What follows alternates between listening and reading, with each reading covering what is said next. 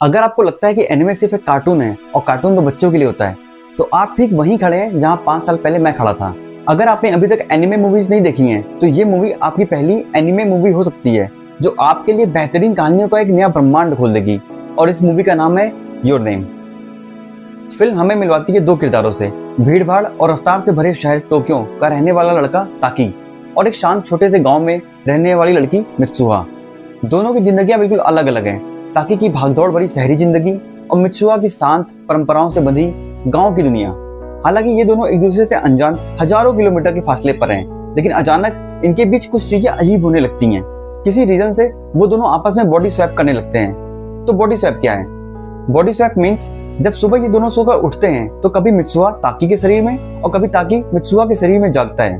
पहले तो ये दोनों हैरान होते हैं, इस अजीब सी चीज पर गुस्सा भी करते हैं, लेकिन धीरे धीरे दोनों इस रहस्यमयी कनेक्शन को समझने लगते हैं। ये बॉडी स्वैपिंग उनके बीच एक अजीब लेकिन खूबसूरत रिश्ता बना देती है।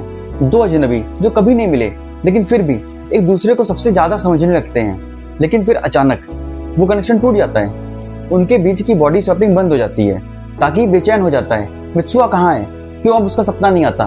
वो उसकी खोज में निकलता है, मैप्स में गांव तलाशता है, यहाँ वहाँ भटकता है, लेकिन उसे जो पता चलता है वो चौंका देने वाला है। मित्सुहा का गांव एक उल्का पिंड यानी मीटियोर की टक्कर से 3 साल पहले तबाह हो चुका है। मतलब ताकि अब तक उस लड़की से जुड़ा हुआ था जो 3 साल पहले ही मर चुकी थी। ये बात सिर्फ ताकि को ही नहीं बल्कि आपको भी एज अ ऑडियंस अंदर तक झकझोर देता है। लेकिन क्या वाकई सब खत्म हो गया है? ताकि हार नहीं मानता। वो मित्सुहा की दुनिया में वापस लौटने का रास्ता खोजता है और वहां पहुंचकर उसे चेतावनी देने की कोशिश करता है। एक ऐसा मौका आता भी है जब स्पेस टाइम से परे क्षण भर के लिए ताकि और मित्सुहा एक दूसरे से मिलते भी हैं। ताकि मित्सुहा को मीटियोर के बारे में बताता है कि कैसे वो मीटियोर मित्सुहा सहित उसके पूरे गांव को खत्म कर देगा और उसे मीटियोर के गिरने से पहले गांव को खाली करने को कहता है। ताकि मित्सुहा से पूछता है योर नेम और तभी वो स्पेस टाइम विंडो क्लोज हो जाती है और वहां बचती है सिर्फ मित्सुहा। मतलब वो फिर से हमेशा के लिए एक दूसरे से अलग हो चुके हैं और उन्हें एक दूसरे का नाम भी नहीं पता। तो क्या ताकि का मैसेज मित्सुहा को मिला? क्या मित्सुहा को याद रहेगा कि ताकि कौन था?